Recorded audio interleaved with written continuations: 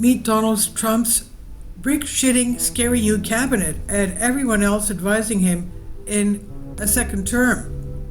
On January 20th, 2025, Donald Trump will become the President of the United States for a second time, despite, among other things, suggesting Americans, no, we're not going to go into that. The first time Trump was in office, his cabinet, including relatively mainstream Republicans like Commerce Secretary Wilbur Ross, Transportation Secretary Elaine Chao, many of the individuals he put in top advisory roles, such as retired Marine Corps General John Kelly, as White House Chief of Staff, and former Goldman Sachs President and CEO Gary Cohn, as National Economic Council Director, also had relevant experience. But this time around, Trump is expecting to almost exclusively hire people from the far right, whose number one qualification is total loyalty to him. And speaking on Fox News shortly after the election, Donald Trump Jr., who is heavily involved on the transition, indicated that he was focused on installing people who would not speak up if they disagree with his dad, saying he's looking to staff the administration with individuals who do not think that they know better than the duly elected President of the United States. The most powerful and coveted gigs are obviously cabinet positions, which technically require Senate approval. However, many serving in acting capacities during Trump's term, allowing them to get around that requirement. In addition, Trump has demanded that Senate Republicans let him bypass the confirmation process altogether by agreeing to recess appointments. That scares the hell out of at least one staunch conservative, but it does not mean it won't happen. So far, Trump's cabinet nominees include Matt Gaetz, Attorney General. Is this Donald Trump trying his hand at trolling? An attempt to get millions of people to shout, "What is going on?" An elaborate lowering of the bar so that when he nominates, people will say, does this make sense? Now, Kristi Noem, Secretary of Homeland Security. Trump tapped the South Dakota governor for one of the most significant jobs in his administration, giving its pledge to carry out the largest domestic deportation operation in American history. Despite not running a border state, Noem has been outspoken in her hardline immigration stance. She has previously called for punishing the sanctuary cities that protect undocumented immigrants. And last April, Noem was banned from visiting 3 separate reservations that comprise about 10% of South Dakota. Then we have Marco Rubio, Secretary of State, the GOP senator who mocked Trump's spray in his 2016 presidential bid, has since become a loyal ally. At one point, he was said to be on Trump's 2024 shortlist for vice president.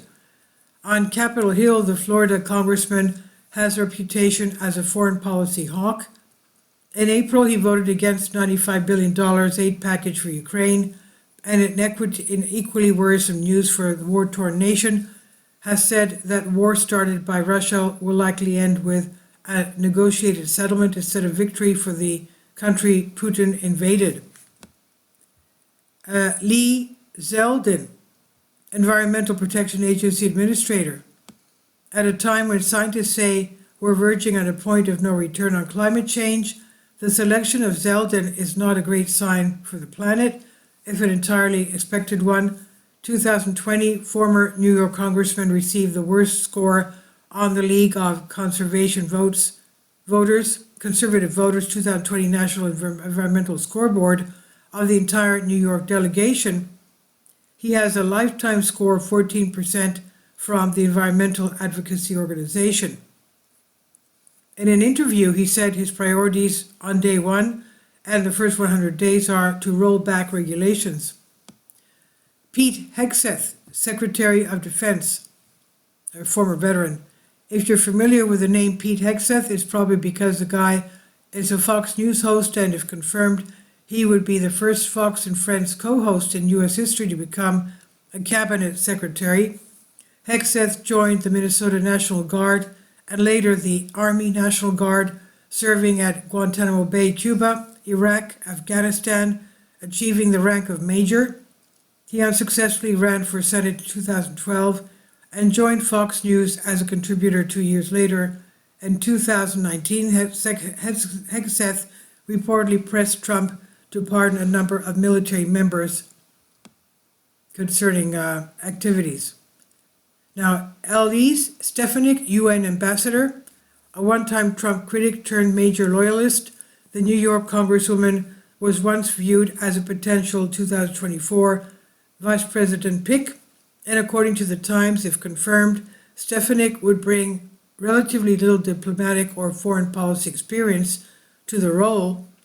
Beyond having served as a member of the House National Security Committee, she has been deeply critical of UN since October 7, accusing it of anti-Semitic rot. And Susie Wiles, White House Chief of Staff. Wiles has been described as the most feared and least known political operative in America, and worked on Trump's 2016 campaign and served as a co-chair of his 2024 campaign.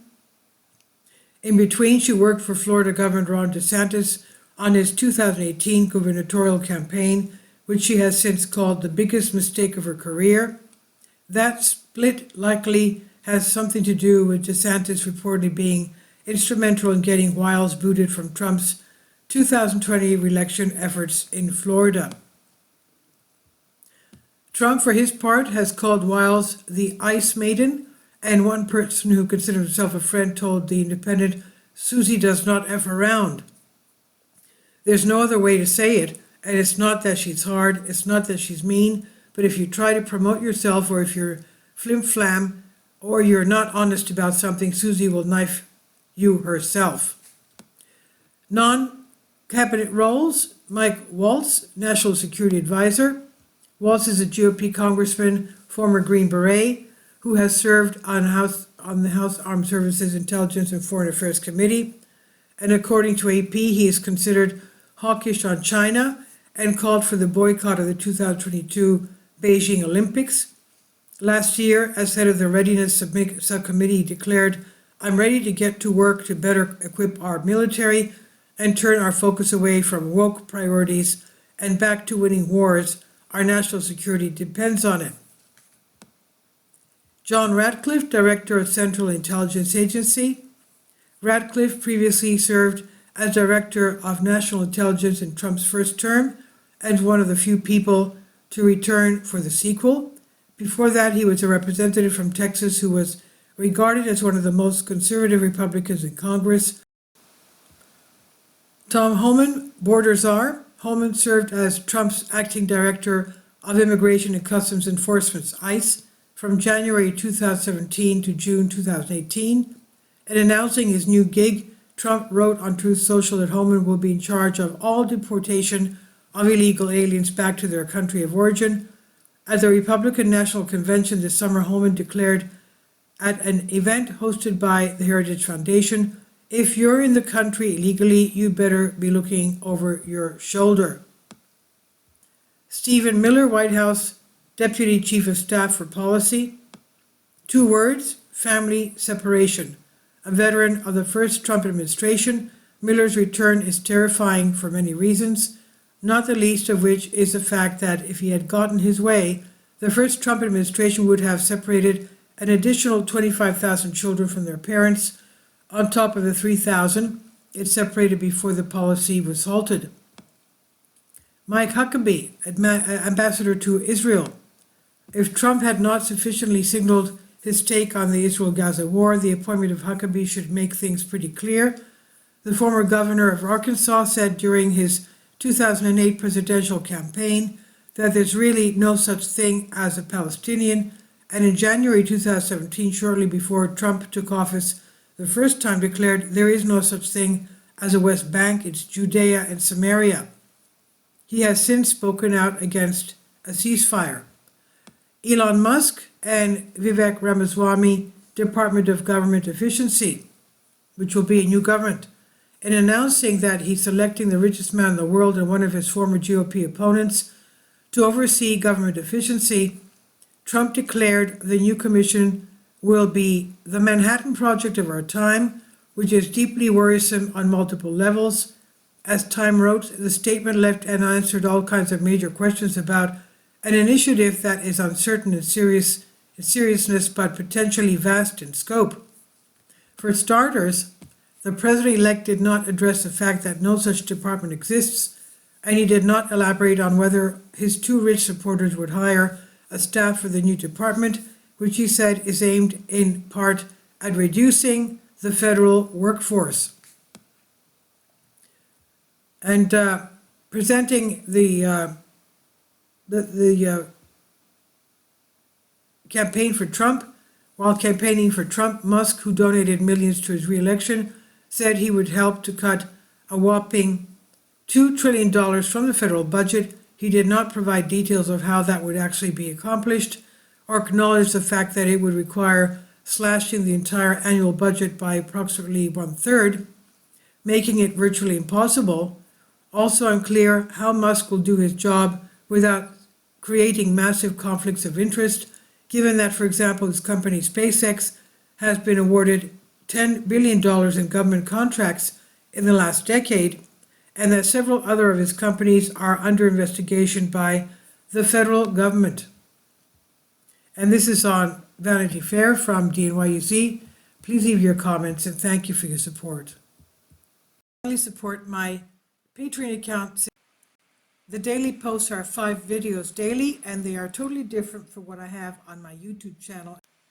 Thank you so much for your support and that you find all my content so interesting. You'll find the Patreon account details in the description box below.